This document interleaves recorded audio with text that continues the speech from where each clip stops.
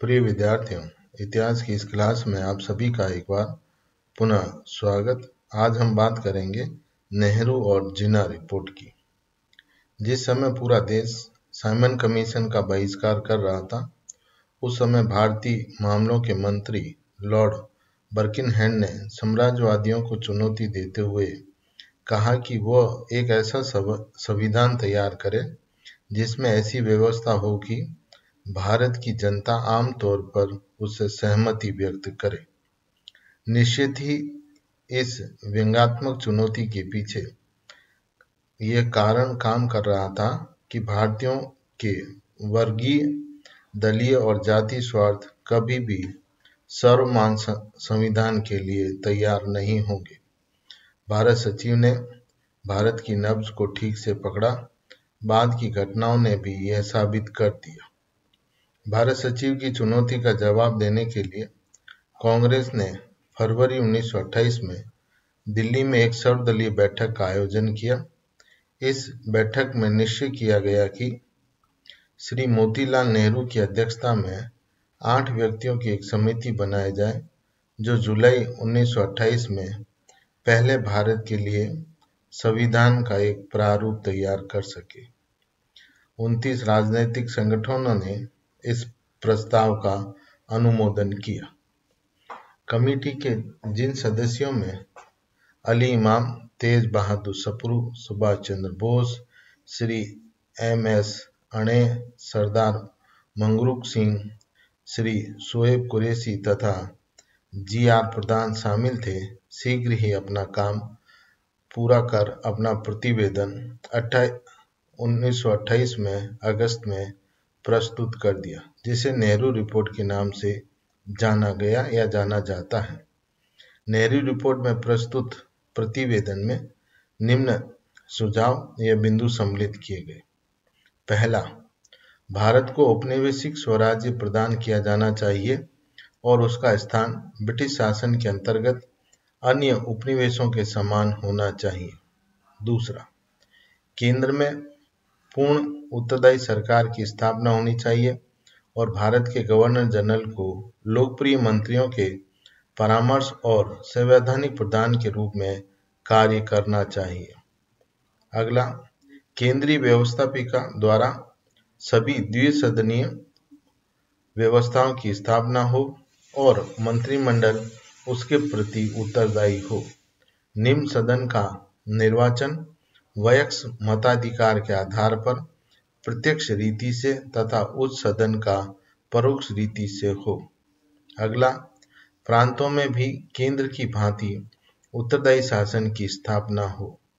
अगला, केंद्र और प्रांतों के बीच शक्ति वितरण की एक योजना प्रस्तुत की जाए, जिसमें आवश्यक शक्तियां केंद्र को प्रदान की जाए। नेक्स्ट, उत्तर पश्चिम सीमा प्रांत को ब्रिटिश भारत के अन्य प्रांतों के समान वैधानिक स्तर पर अधिकार प्राप्त होना चाहिए। नेक्स्ट थी, सिंध को बंबई से अलग कर उसको एक पृथक से अलग से प्रांत बनाया जाए। अगली थी, रिपोर्ट में मौलिक अधिकारों का उल्लेख किया गया और उन्हें संविधान में स्थान देने की सिफारिश की गई। अंतिम, रिपोर्ट में यह भी कहा गया कि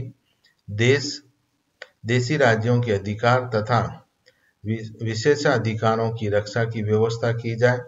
साथ साथ उन्हें ये भी चेतावनी दी जाए कि भारतीय संघ में उन्हें तभी सम्मिलित किया जाएगा जब उनके राज्य में उत्तरदायी शासन की व्यवस्था हो जाएगी।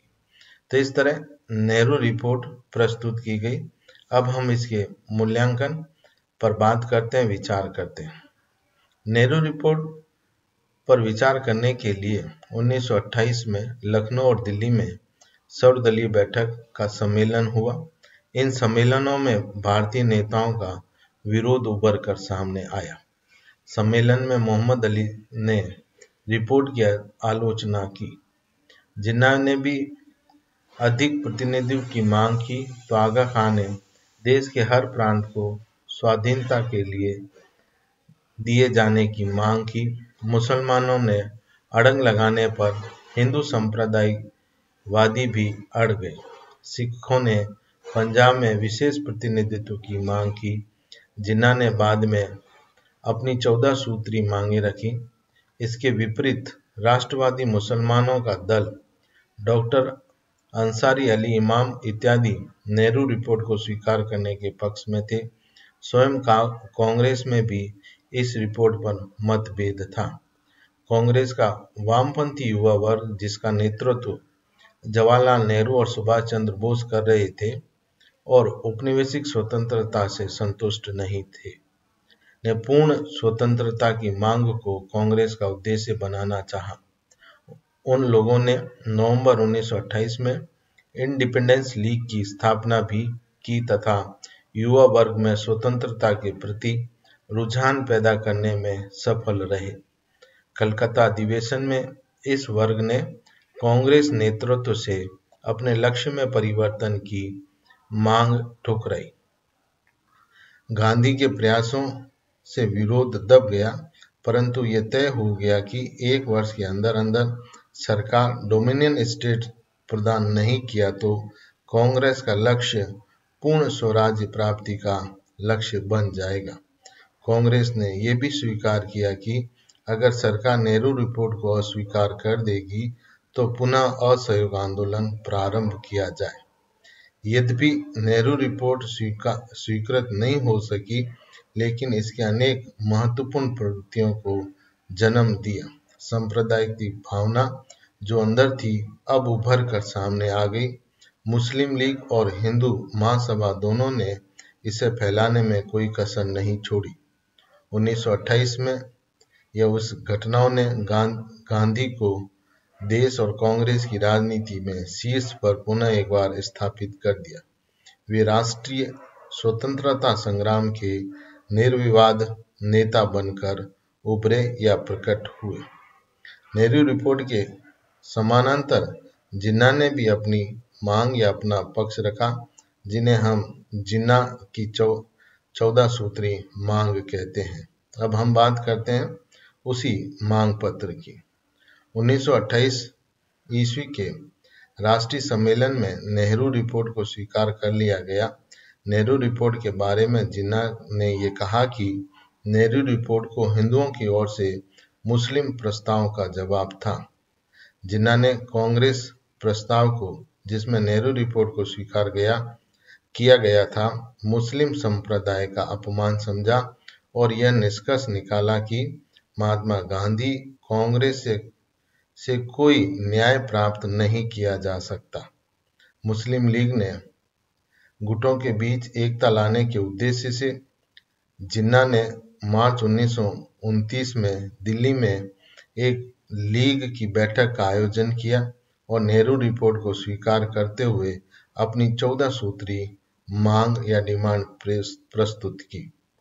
जिन्ना ने पृथक निर्वाचन प्रणाली के आधार पर जोर दिया और संयुक्त निर्वाचन पद्धति पर अपनी असहमति प्रकट की। मुस्लिम बहुल प्रांतों में मुसलमानों को विशेष प्रतिनिधित्व दिया जाए। जहां अल्पसंख्यक हैं, वहां पे भी उन्हें अधिक प्रतिनिधित्व प्राप्त हो।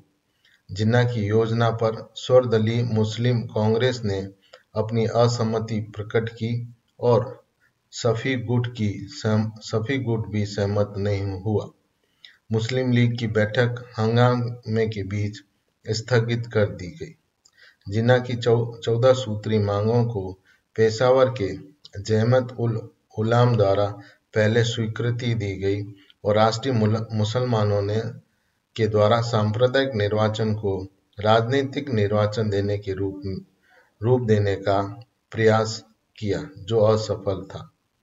नेहरू रिपोर्ट पर संशोधन स्वीकार न किए जाने पर जिन्ना मुस्लिम लीग के मोहम्मद शफी और आगा खां गुट से जा मिले। जिन्ना ने नेहरू रिपोर्ट की संवैधानिक योजना को अस्वीकार कर दिया और 1929 में अलग से 14 सूत्री मांग प्रस्तुत की। ये मांगे इस प्रकार थी। नंबर 1, संविधान का स्वरूप संघात्मक हो, जिसमें अविश्य शक्तियां प्रांतों में निहित हो। सभी प्रांतों को एक समान स्वायत्तता प्राप्त हो। सभी व्यवस्थापिका सभाओं और निर्वाचित संस्थाओं का गठन अल्पसंख्यकों के पर्याप्त तथा प्रतिनिधित्व पूर्णता के आधार पर हो। अगला, केंद्रीय व्यवस्थापिका सभा में मुसलमानों का प्रतिनिधित्व कम से कम 1/3 हो। नेक्स्ट था, सांप्रदायिक समूहों को प्रतिनिधित्व देने के लिए पृथक निर्वाचन मंडल की व्यवस्था हो। नेक्स्ट था, किसी भी प्रकार का क्षेत्रीय पुनर्गठन पंजाब, बंगाल और उत्तर पश्चिमी सीमा प्रांत में मुसलमानों के बहुमत में परिवर्तन न लाए। अगला था, सभी संप्रदायों को विश्वास में लिया जाए, पूजा, प्रचार, संघ और शिक्षा की पूर्ण स्वतंत्रता प्राप्त हो। किसी भी व्यवस्थापिका सभा या निर्वाचित निकाय में कोई ऐसा प्रस्ताव न हो जिसका विरोध किसी संप्रदाय के 2/3 सदस्यों द्वारा किया जाए। सिंध प्रांत को बंबई से पृथक कर दिया जाए। नेक्स्ट थी, कार्यकुशलता को ध्यान में रखते हुए मुसलमानों को सभी सेवाओं में पर्याप्त स्थान दिया जाए। नेक्स्ट थी, मुस्लिम संस्कृति, शिक्षा, भाषा, धर्म और व्यक्तिगत कानून की सुरक्षा और उन्नति के लिए पर्याप्त संरक्षण की व्यवस्था हो। नेक्स्ट थी, केंद्रीय या प्रांतीय मंत्रिमंडलों में कम से कम 1/3 मुसलमान हो।